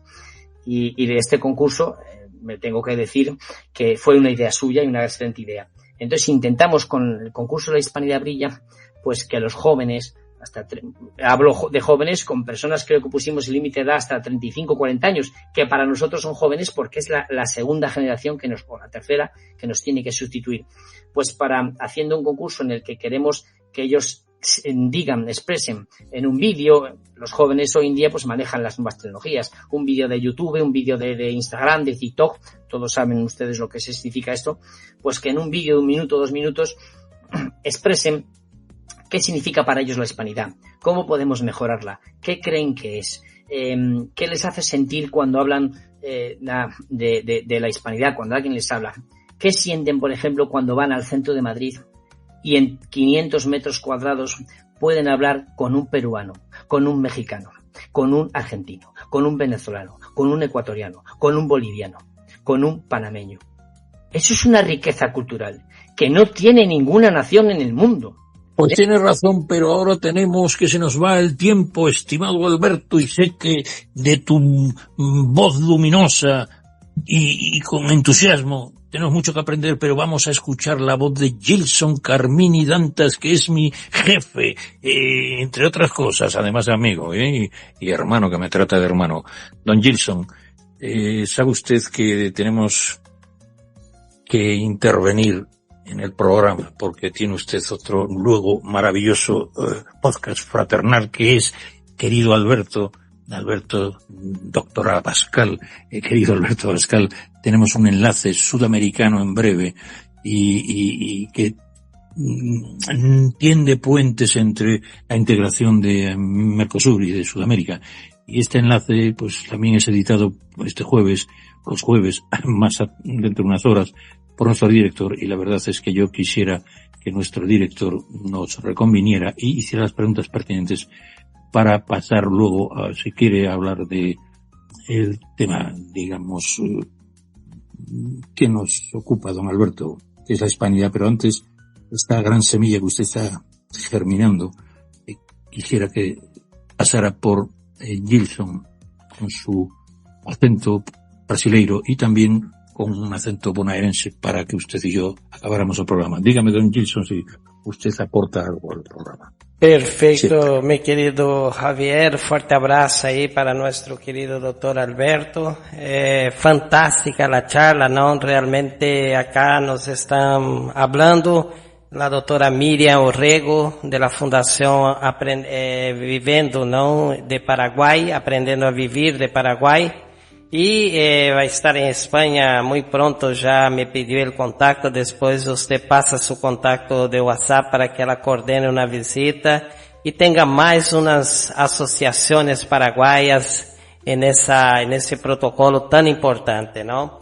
Mi querido doctor, la pregunta principal que nosotros queremos hacer es, ¿cómo imagina usted la cooperación entre universidades e institutos hispanoamericanos dentro del marco del protocolo de la POLA? Esa es una de las preguntas, y también el tiempo de globalización que está hoy. El mundo está prácticamente un 99,9% globalizado.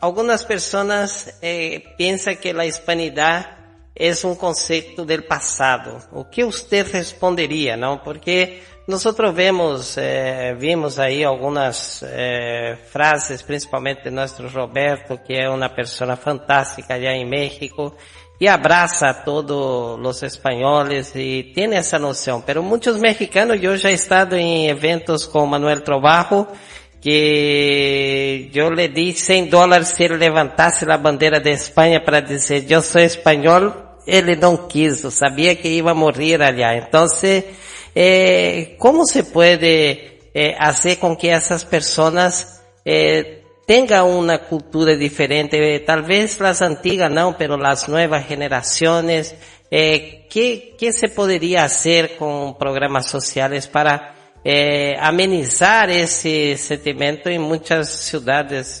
sudamericanas, norteamericanas como México y centroamericana también? Fuerte abrazo desde Foz do Iguaçu, Gilson Carmini. Pues muchas gracias, don Gilson, por sus preguntas, y visto que ya nos está acabando el tiempo, voy a intentar ser más breve. Bueno, a tu primera pregunta, la influencia de las universidades, de los centros educativos, es fundamental.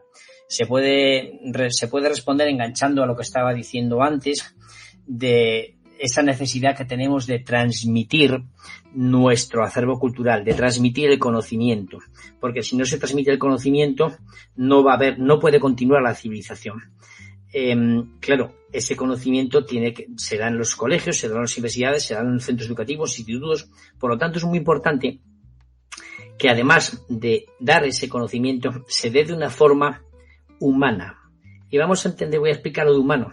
Humano en el sentido que decía antes, de que hay una forma de hacer las cosas, hay una forma de progresar, y que no sea beneficiándote siempre del otro, sino a lo mejor dividiendo, aportando, trabajando juntos, incluso aunque tú pienses completamente distinto. Tenemos que inculcar en los jóvenes precisamente algo que no está sucediendo ahora. Las universidades, aquí voy a hablar por España, que es la zona que conozco.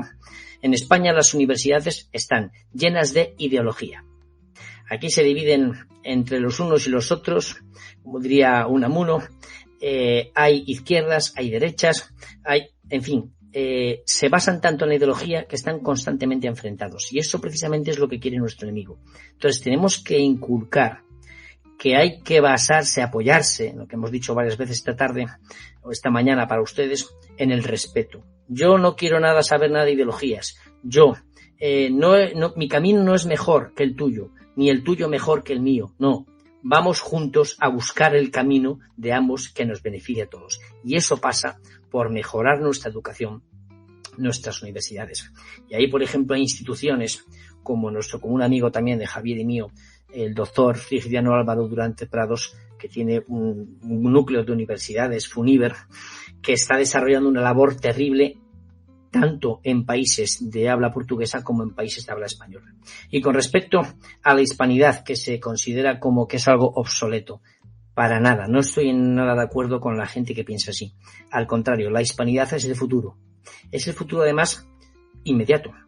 Y es el futuro porque la hispanidad es la única civilización que permanece aún vigente hoy en día. La gran civilización, Para mí una civilización, por ejemplo, grandísima que me encanta, fue la egipcia. Pero la egipcia ya está extinta. Solamente hay restos arqueológicos. O la romana, o la griega. Esas civilizaciones ya perecieron.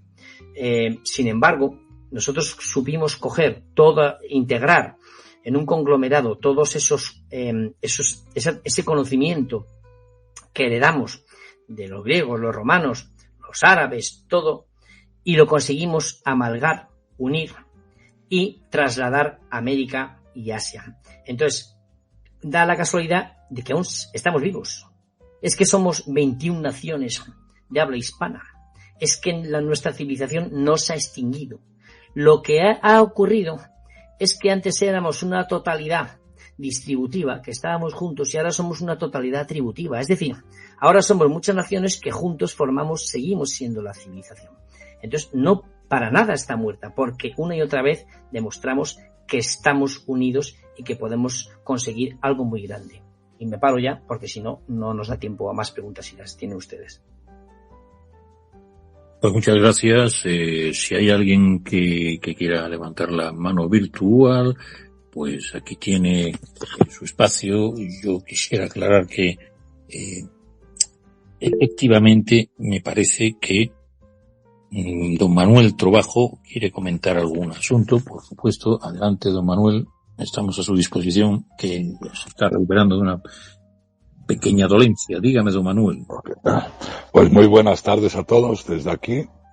Un saludo aquí a Alberto y a todos los que nos acompañan. Bueno, yo solo quería comentar que, hablando de refranes y de dichos, dice el dicho castellano, español, hispano, hacer bien y no mires a quién, y cosa que no hacen los anglosajones, ¿no? Hacer bien si tienes interés de hacerlo, que tengas algo que te beneficie, y aquí nosotros en catolicismo decimos hacer bien y no mires a quién, ¿no? Me explico. Yo creo que es lo bueno de la hispanidad, y que qué bueno que seguimos aquí todos unidos. Muchos escritores, y como bien hay con Roma, poetas, pues hacen muchos refranes y dichos que lógicamente tenemos que aprenderlos. Antes se estilaba aquí en España que eran nuestros abuelos o nuestros bisabuelos que nos decían los dichos, los refranes, y se decía que también que hombre refranero, hombre certero, ¿no? Que decía siempre la verdad. Es lo que nos falta, ¿no? Decir a los jóvenes que aprendan esos refranes de los antiguos, que siempre nos va a venir muy bien. Y como dice muy bien aquí el profesor Alberto, pues lógicamente unir a las universidades es importantísimo. Hay muchas colaboraciones de universidades de ahí de México con las de aquí de España. Yo creo que eso es lo que hay que fomentar para ayudar también, lógicamente, a los jóvenes, ¿no? Y muchas gracias. Un saludo para todos. Y bueno, que muy bonito programa, Gilson. Enhorabuena. Y bueno, pues ahí vamos. y a Roberto Ceballos, ahí el compañero de México, porque yo ya soy español, mexicano, bueno, ya soy casi medio de todo, ¿no? Pues de Guatemala, de El Salvador. Entonces, bueno, pues ahí que nos unamos, ¿no? Que les vaya muy bien, que tengan muy buen día y muy buena noche. Pues así es como decía nuestro Gilson, nuestro hombre en la UNESCO, un hombre que promovió los pueblos mágicos aquí y allá y acullá, una marca turística de gran renombre, pueblos mágicos mexicanos, México mágico, y Manuel también a veces lo es. Yo soy un poco más justiciero. Yo creo que haz bien, y hay que mirar de vez en cuando a quien se le hace bien, porque si no, me parece a mí que el mal prospera gratuitamente. Yo creo que hay que hacer bien en general, en principio. Hay que ser generoso, incluso agradecido. Pero hablamos de 2 mejillas, no más. En otras palabras, la gratitud paga sobre algo que recupera o recíprocamente agradece, por eso es gratitud, aquel que ha hecho por ti. Eso es fácil. Pero ser doblemente generoso, poner más de 2 mejillas, yo no lo he visto en las Sagradas Escrituras. Yo creo que de vez en cuando también conviene, al menos como dije con Roma, volver la espalda al menos a aquellos que no han sido equitativos contigo. No creo que haz bien, no mires a quien. Yo creo que sí hay que mirar a bien, aunque por eso soy abogado y creo más en la justicia que en la bondad, con algunos tipos de personas. Don Hernán, levanta usted la mano desde Buenos Aires. Dígame, don Hernán, por favor, dígame con ese acento. Muy buenas tardes, profesor. Un gusto saludarlo desde Buenos Aires, Argentina. ¿Qué ejemplos concretos de cooperación entre España y América Latina ya se han dado gracias al protocolo? Pues bueno, vamos cerrando el programa y dígamelo. Muy bien, pues muchas gracias. Pues mira, de momento ya ha habido algún acuerdo de colaboración. Estamos, por ejemplo, realizando cursos online a través de videoconferencia. Hay aquí alguien de Paraguay, pues por ejemplo con el IPES, el Instituto Paraguayo de Estudios Sociales, que igual conoce, y también con la Universidad Católica de Misiones, sobre todo con la sede San Ignacio Guazú, que por cierto mando un saludo muy cordial a Gustavo María Cristaldo, el director del IPES, y a Carlos Bedoya, el director de la Universidad de San Ignacio Guazú. Si me están escuchando, pues hacemos cursos, hacemos charlas, conferencias, claro, siempre de forma virtual. Luego tenemos, pues hemos hecho, por ejemplo, comunicados, pues nuestros compañeros de México, una asociación que tenemos, a raíz de esa polémica, de esa película que salió de un director francés que denigraba a los mexicanos, y no me acuerdo ahora del título, pero era de como una especie de narcotraficante que se hace mujer, en fin, una cosa extraña. Pues emitimos un comunicado, lo difundimos. Bueno, tenemos varias, quiero decir que estamos trabajando poco a poco de momento en trabajos virtuales a distancia, ¿verdad? Pero no obstante, no hay muchas acciones efectivas. O a alguien le parecerá que sí y a otros a lo mejor que no. Es decir, no hemos depuesto a ningún gobierno todavía en Hispanoamérica ni en España. No podemos deponer al nuestro. No estamos aquí los españoles de la España peninsular para dar lecciones de política a ningún país del mundo, por supuesto. Pero el protocolo de Santa Pola es un proyecto a largo plazo. Esto lo dije al principio. Nuestro plan no es inmediato. Tenemos también que darnos cuenta de que la inmediatez no nos lleva a ningún sitio. La inmediatez nos lleva a la frustración. La frustración nos lleva al desánimo y con el desánimo nos lleva a seguir estando sometidos, subordinados culturalmente otros 200 años como hemos estado. Esa inmediatez que nos inunda, por ejemplo, con las redes sociales en nuestros niños cuando les educan, esa inmediatez que hace que si no obtienes un beneficio, una recompensa rápida, no eres capaz de seguir trabajando. No hay voluntad de trabajo ni de esfuerzo. Y esos son valores también que tenemos que inculcar, pues respondiendo también, acompañando la respuesta que antes le hacía Gibson sobre qué importante es saber educar correctamente. Y, por lo tanto, en estos primeros, llevamos 2 años del protocolo Santa Pola, estimamos que en los próximos 3 años, 4 años, nuestro proceso es simplemente de crecimiento. Es de crecimiento y de conocer unas asociaciones, unas entidades con otras. No tenemos prisa. He dicho antes que el ser hispano, el ser español, el ser lusófono, es un saber, es un ser y estar a la espera. Lo que tenemos que hacer es generar la suficiente masa social en todos los ámbitos de la hispanidad para en un momento dado tener una masa crítica y poder pasar a la acción. Entonces, más allá de acciones puntuales que hemos tenido ahora, no hemos hecho grandes cosas que digamos, hemos cambiado el mundo. Es que si pretendemos eso, seríamos entonces idealistas. Y somos muy realistas. Sabemos que tenemos que ir muy despacio, no desanimarnos. Y si tenemos desde el primer momento, desde el minuto 1, tenemos la seguridad y la confianza en que nuestra lucha es a largo plazo, es cuando vamos a seguir trabajando para conseguir los frutos. Nuestra labor, seguramente, nuestra base, no lo va a conseguir nadie, ninguno de los que estamos ahora mismo en el protocolo Santa Pola. Esto es un trabajo para nuestros hijos y para los hijos de nuestros hijos. Y hasta que no nos demos cuenta de que la única forma de conseguir un futuro mejor para las próximas generaciones es ese, no vamos a ser capaces de salir del hoyo y nos vamos a ahogar en este mar de desesperación a la que nos han metido nuestros amigos anglos y nuestros enemigos y toda la gente que está desde dentro. Así que eso es lo que le puedo decir ahora y sobre todo nuestra perspectiva. Y me gustaría rápidamente anotar y enfrentarme dialécticamente con mi amigo Javier. ¿Y sabes por qué, Javier? Porque voy a matizar una cosa. Has hablado antes de la otra mejilla y decías, bueno, dar la otra mejilla, pero depende a quién. Yo dije la segunda, pero no la tercera.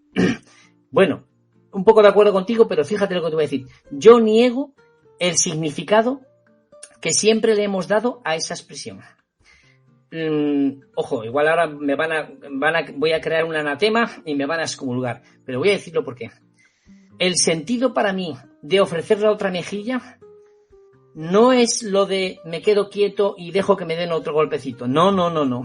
Significa sacrificio. Significa el sacrificio que supone estar dispuesto a volver a pelear, a que te den, vulgarmente diciendo aquí en España, que me disculpe el público, pero hay que decirlo, estar dispuesto a que te den otra hostia. Y todo el mundo lo entiende, en los españoles lo entendemos muy bien con esa expresión. Es decir, poner la otra mejilla, lo que significa es, me levanto otra vez, con raza que decía antes, y vuelvo a pelear. Y si me vuelven a dar otra vez otro golpe, pongo la otra mejilla otra vez, pero me vuelvo a levantar hasta que me quede un soplo de aire en mi corazón para seguir luchando por lo que quiero y por lo que anhelo. Ese es el significado de poner la otra mejilla que ha estado oculto tantísimos años.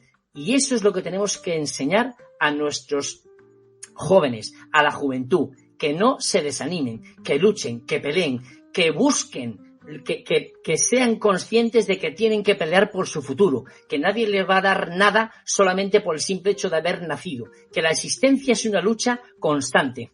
Y como decía Quevedo, y acabo ya, ¿qué es nacer? Pues nacer es comenzar a morir. Ahora bien, vivir luchando. Pues con las palabras luminosas de nuestro invitado, profesor Alberto Abascal Toca, gracias. Quisiera cerrar este viaje por la ruta de la hispanidad, incluyendo la Lusitania, este viaje sonoro que descubrimos con la mano firme del protocolo que también firmó usted, el protocolo de Santa Pola, y que ha tendido puentes vivos entre estos océanos de civilizaciones.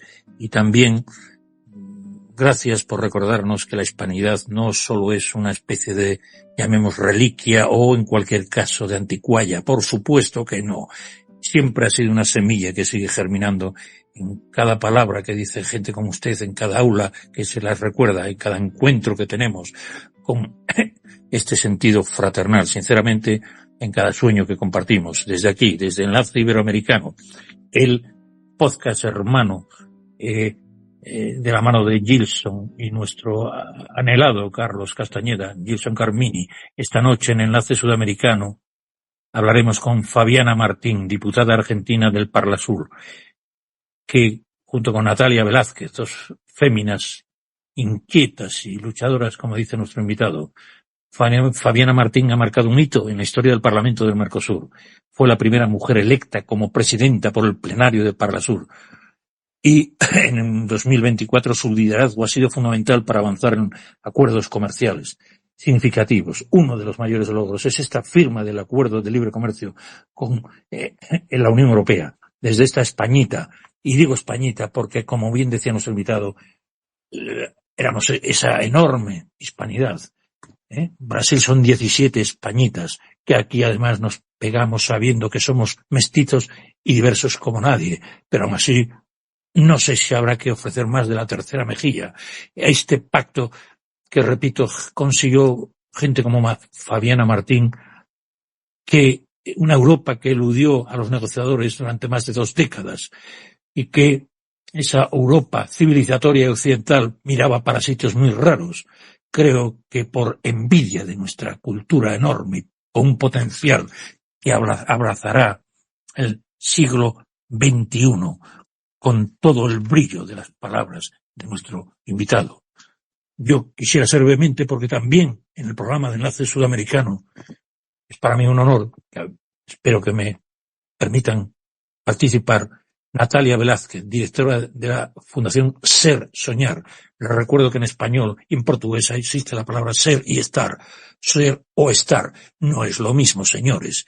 Y eso ontológicamente, como bien lo explicó Gustavo Bueno, quiere decir que somos 2 lenguas, 2 sistemas operativos extraordinariamente potentes para la filosofía, para la ciencia, para la religión, para lo político. Debemos de redescubrirnos, porque si no peleamos los hermanos, los de afuera nos devoran, nos destrozan. Este enlace sudamericano y este enlace iberoamericano tiene el honor de intentar, como nuestro invitado, y recupera el protocolo de Santa Pola, que entren ustedes en la página web. Recuperaremos este siglo XXI. Éramos una extensa familia, sin duda, muy unida, bastante unida, aceptablemente unida para la época, ¿vale? Pero la magnitud de esa cohesión fue fragmentada, pero no pueden con esa civilización y esa cultura fronteras ficticias. Debemos cimentar los sólidos y adaptados principios de nuestro invitado Alberto Abascal. Gracias y que siga usted con ese ímpetu y ese entusiasmo. Comuniquemos y demos. Obras son amores y no buenas razones. Tiene usted razón. Y nuestro amigo Manuel Trabajo. Eso es lo que nos debe distinguir. De acuerdo, me rindo. Estoy con vosotros. Viva la hispanidad, viva el iberoamericanismo, viva la pan-iberofonía, pero pongámonos cada vez con el entusiasmo a abrazar este maravilloso futuro de la época más disruptiva de la historia de la humanidad. Creo que estamos entre los 3 del podium culturales y debemos estar orgullosos. No defraudemos a nuestra gente. Hasta pronto, mi gente. Hasta pronto. Desde prensamercosur.org presentamos nuestro programa Radio Podcast Enlace Iberoamericano, con base en España y Portugal y con el resto de la comunidad iberoamericana en la Unión Europea. Tendremos puentes de comunicación e integración con personas y temas de nuestro interés. Radio Mercosur y su Enlace Iberoamericano, presentado desde España por Javier Pertierra, se emitirá los jueves en vivo y en directo. Enlace Iberoamericano, que comenzará a las 13 horas en Brasil, Argentina y Uruguay, 12 horas de Bolivia, Paraguay, Chile, Cuba y Venezuela, 11 horas de Colombia, Ecuador y Perú, 10 horas de México y Centroamérica, 18 horas de España. Escucha Enlace Iberoamericano en la radio y podcast Mercosur de www.prensamercosur.org.